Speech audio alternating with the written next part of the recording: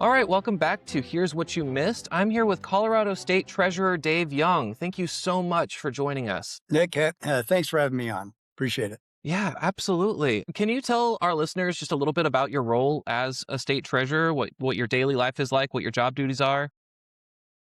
Well, it's really a unique job, and I don't think it's well understood by most people. Every state is, for the most part, has a state treasurer. I often tell people, well, every bowling league has a treasurer, so it makes sense for the state to have one as well. And, when people think about it a little bit, they go, well, it must have something to do with money. But remarkably, what we do in the treasury and what I do as the treasurer is very similar to what people do all the time with their own personal finances. You've got money coming in, you've got obligations to pay, you have maybe a savings account, you got credit cards, you've got maybe you've got a home mortgage, or maybe you've got a car loan. I mean, you're managing a lot of different aspects of your financial situation. And state treasurers basically do that on a much larger scale, but essentially we have revenue coming in that taxpayers send to the Department of Revenue, and then they transmit it to us. And it's our job to make sure there's enough money in the bank to pay all the bills. And one of the biggest bills that we pay every month,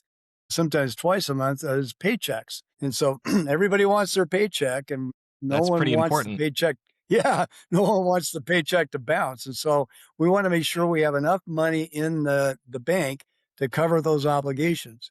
But at the same time, I think we want to make sure that we don't just park money in a bank account that's really not paying very much in the way of interest. And so Mm, any dollar that we can pull out of the bank account and send over to our investment team, we have a small but mighty investment team that actually conservatively invests that money. We don't invest in risky right. types of investments, but we try to get a lot better return than what you would get in just a regular bank account. And so we manage debt. When we can't pay outright, we borrow just like somebody would for a mortgage or for a car payment. We're doing the same thing. Right. We're managing that. And then we have some specialty programs as well. We've got unclaimed property, the Great Colorado Payback in Colorado. We've got a big retirement savings program that we launched a couple of years ago that we're very proud of. So we have some specialty things that we do, but there's core work being done by accountants and others moment by moment to make sure every dollar of taxpayer money is tracked and goes where it should.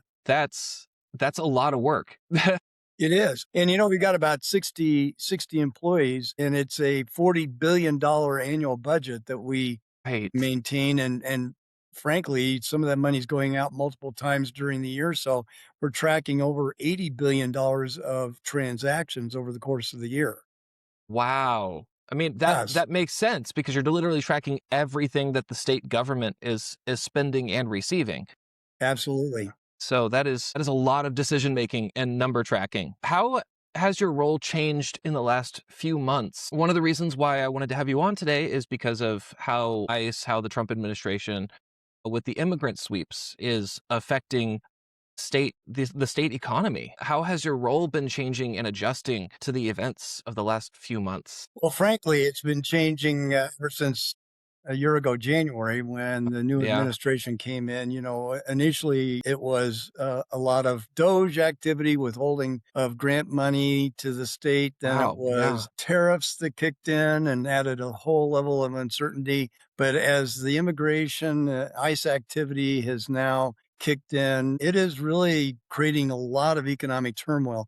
It's a little bit hard to track right away what exactly is the true impact. I mean, we can I provide can some imagine. numbers of what our immigrant populations here in the state of Colorado supply to the state in the way of productivity and revenue.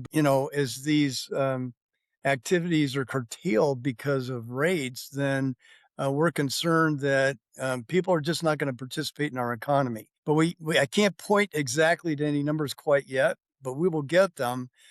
I live in Greeley, which is in northern Colorado, and it is the center of a lot of different economies. So we have a big agricultural economy, a lot of great meat packing is going on there, but we also have a lot of produce being grown We have a lot of immigrants that come in that working the fields and making sure that those crops get harvested, but they're also working in the packing plant. We have a lot of refugees that have come in. We also have a lot of oil and gas in northern Colorado, the DJ Basin. So Greeley is right in the center of that as well. We have a lot of people in the immigrant community that have come in to work in those jobs as well. And, a huge tourist economy here in Colorado, some of which, not a lot, but a little bit in northern Colorado, but across the state, obviously, we're well known. Typically, this time of year for our skiing industry or outdoor recreation really goes on all Right. the time. And, the lodging and restaurant industry across the state is negatively impacted because a lot of people that are immigrants are working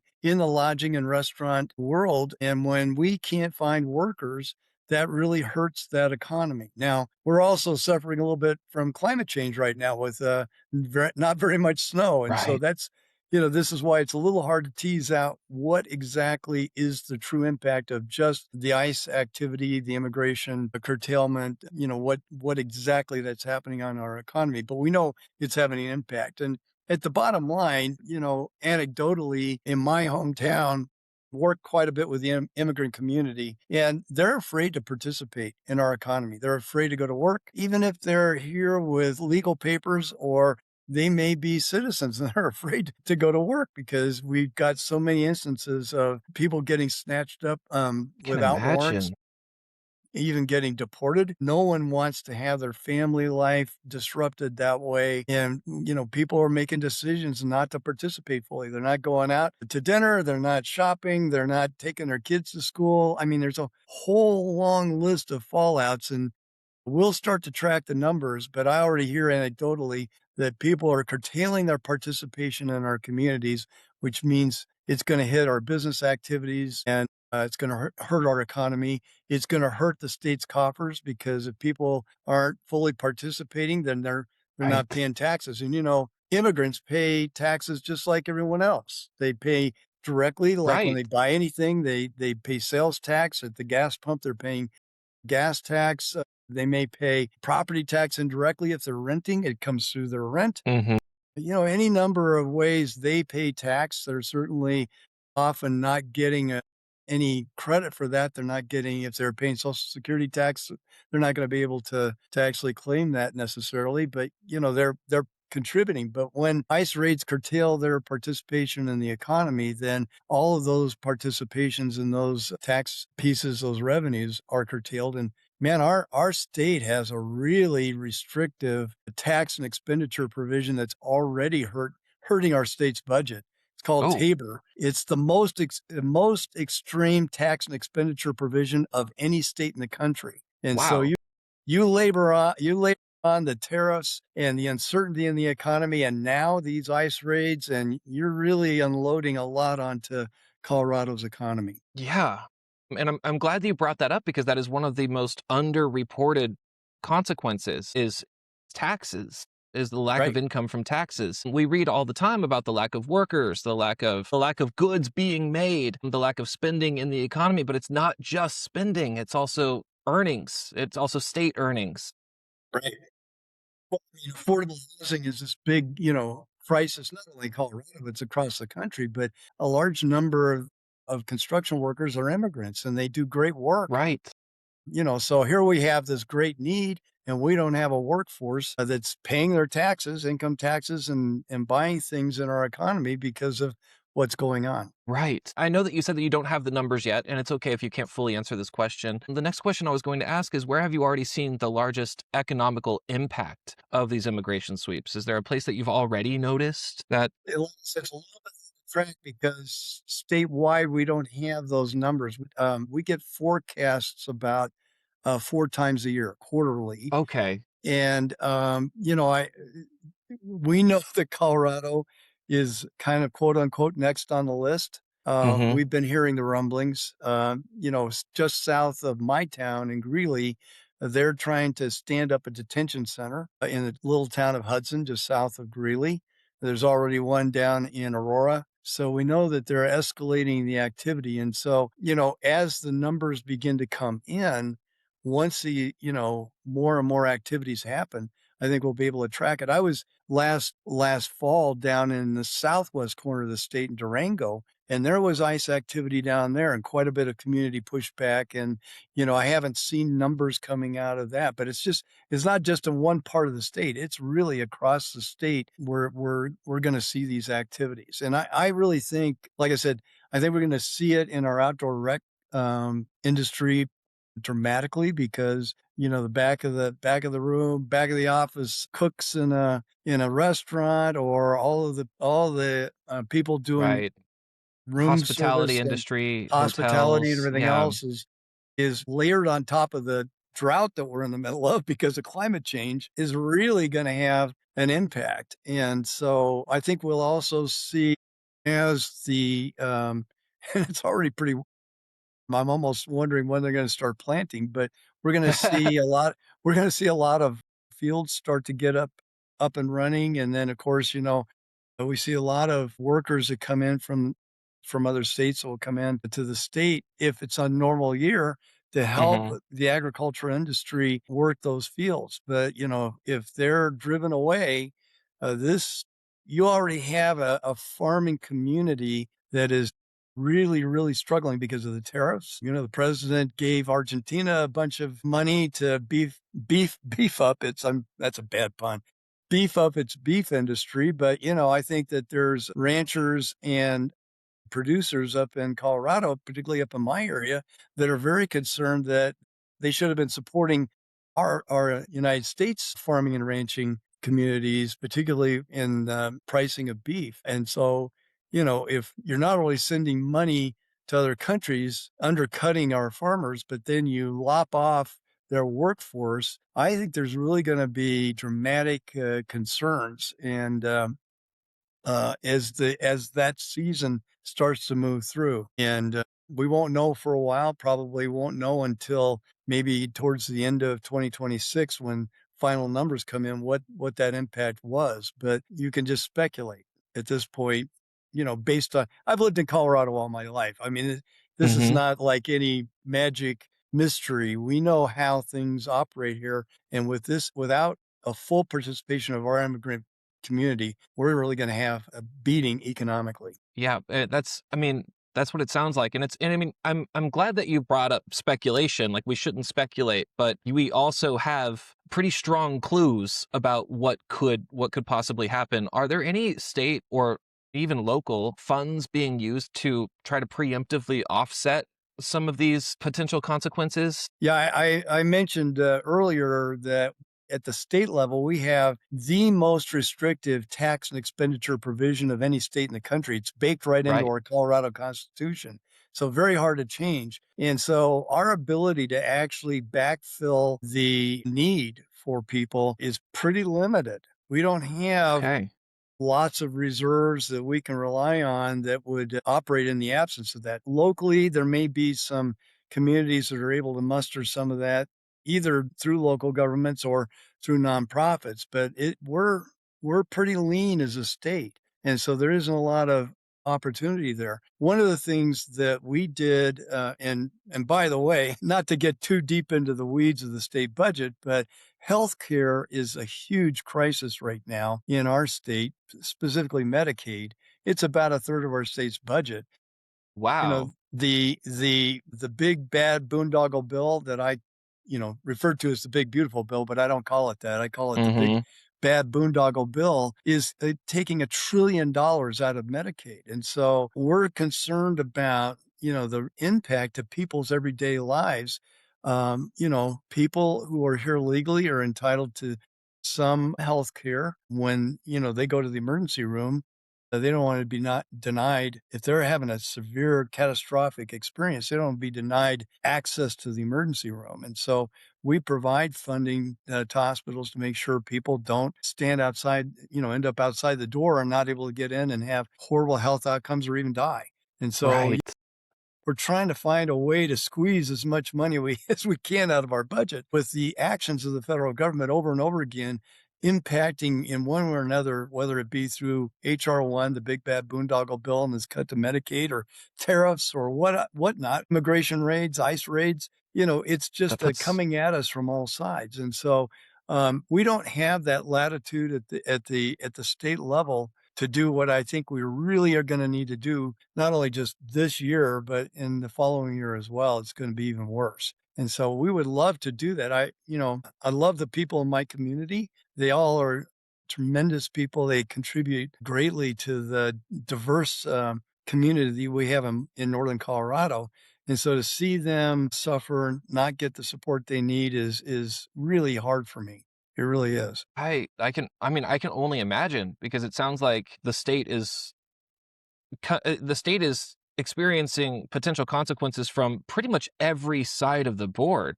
Yeah, every Um, angle's coming at us, right. yeah. Um, this may not be a question that you can fully answer, and that's okay. But when it comes to businesses, not just small businesses, but I'm also thinking large corporations that also understand the impacts of all of this. Have you seen any differences in the way that they're operating currently? They been because I know as when you worked in state Congress, you probably received a lot of calls anytime there was an issue. But as a state treasurer or your office, have you received any calls asking what from either corporations, small businesses, or individuals about what they are planning on doing? Well, I'm gonna go back to what I talked about earlier, alluded to, and that is we have a huge meatpacking plant in my town in Northern Colorado. Mhm. It's JBS Swift. JBS is a Okay. huge international Yeah. corporation based in Brazil, but, has its United States headquarters there in Greeley. And so they're a huge multinational corporation, and the feedlots are out west of Greeley, 10, 15 miles, but the packing plant itself is right there inside of Greeley. And so there's concern not only is there going to be silage for the feedlots, but is there going to be workers that are going to persist? Right. We had really had raids a couple of decades ago that drove a lot of people out before it was JBS, and the response to that was to bring in refugees from Somalia and Burma, other places to work in the packing plant.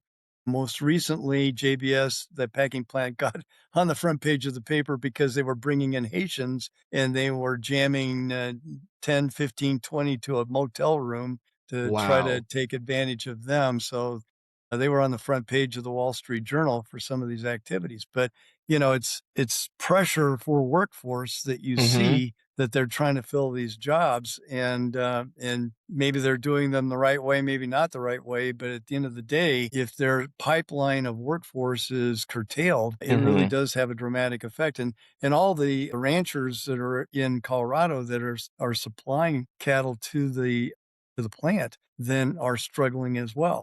It's a huge, agriculture is a huge, it's the second biggest contributor to our state's economy. And so Right. when agriculture gets hit, and even a big corporation like JBS Swift experiences all kinds of problems, they draw back. Now, will they expand their operations in other countries? That's yet to be seen. But that doesn't do us any good, does it? No, it does not. And I mean, that does answer the question though, because even beyond short term and beyond the workers that they've currently been employing, it sounds like all of their other attempts, not just small businesses, but larger corporations, every other attempts to to regain a workforce have also been being curtailed by this administration. So we can definitely see that having Well, it's tremendous. Oh, go ahead. mentioned healthcare. I mean, the people that do some of the most grueling work in care, CNAs, are already in high demand. Nursing is in high demand. We actually have our university in Northern Colorado, in Greeley, the University of Northern Colorado,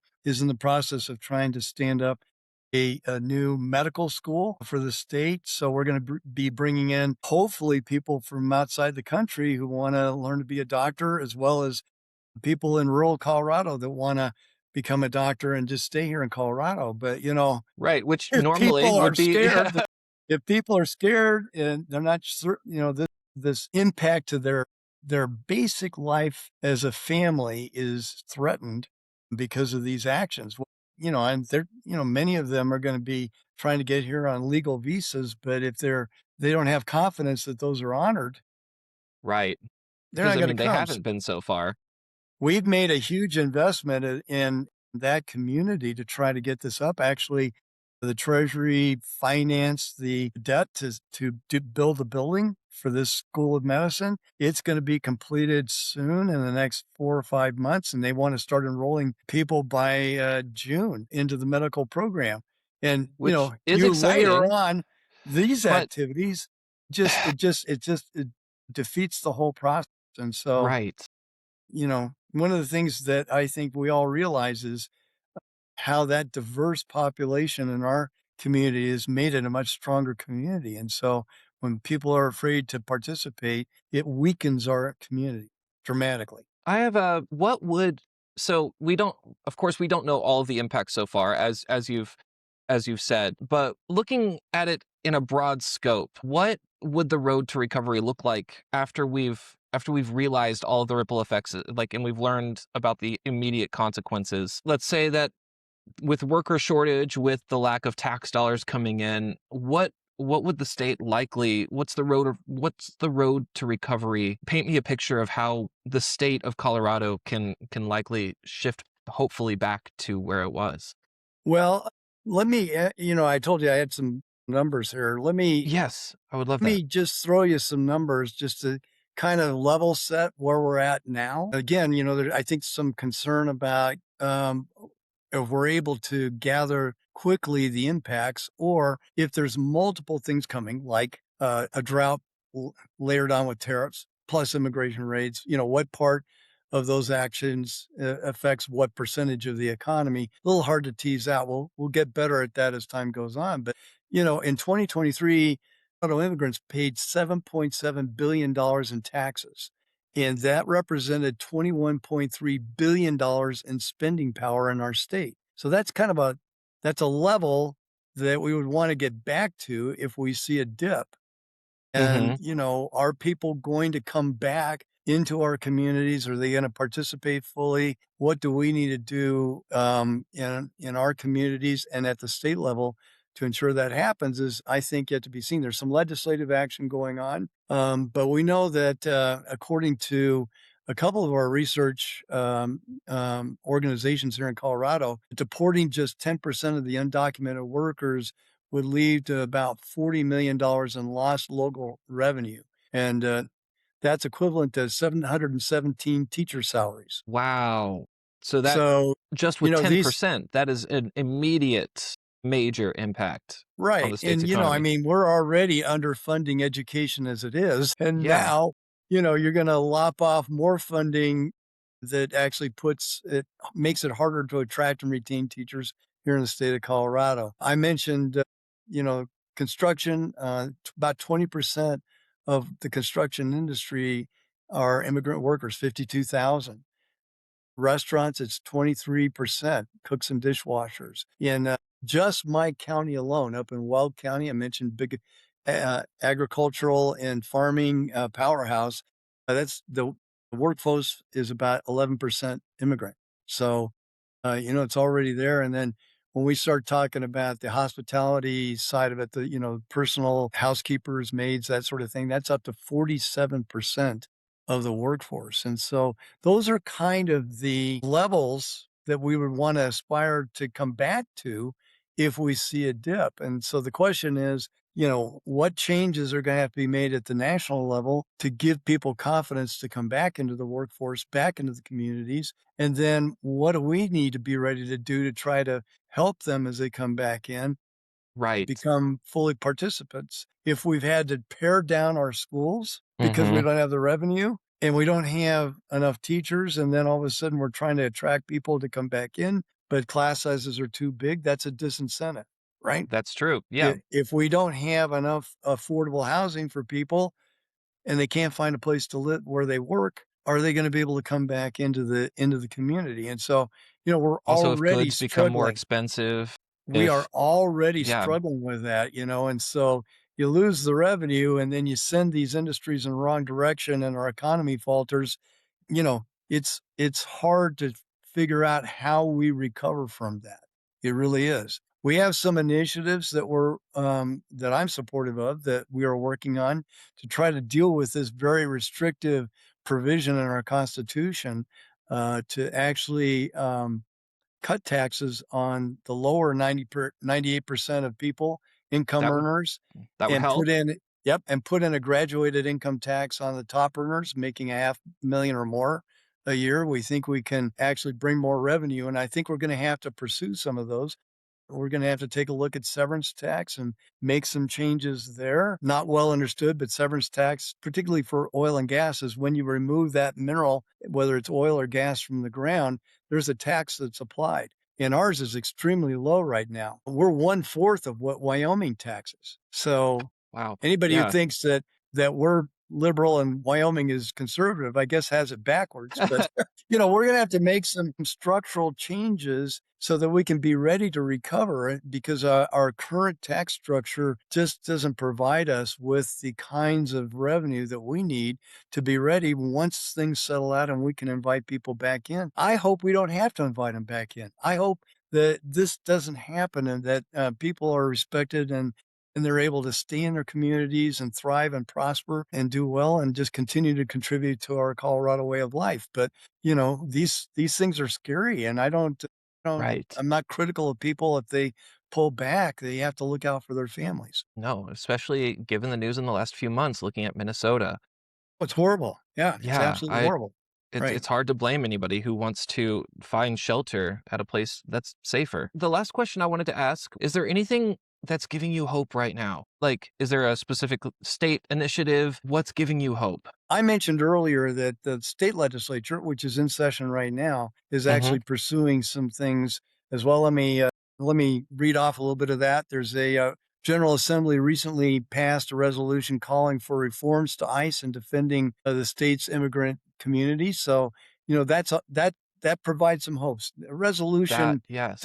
doesn't always have the power of actual law, but it certainly reflects the intent of the legislature to address this issue. And obviously, some of this is really federal level changes that need to be made. And we see activity in both Congress, the House of Representatives, and in the Senate, where there's some pushing and shoving going on right now with the budget for the Department of Homeland Security. And so Yes. I think these resolutions send a strong message to the congressional delegation from our state of where we stand. We have a Senate bill that would allow Coloradans, this is Senate Bill 5, to file lawsuits against federal authorities who injure a person and violate their constitutional rights during civil immigration enforcement activities. So that's a strong message that you need if you're going to pursue activity, you need to do it the right way That's as right. an officer. You can't violate constitutional rights. You can't injure people.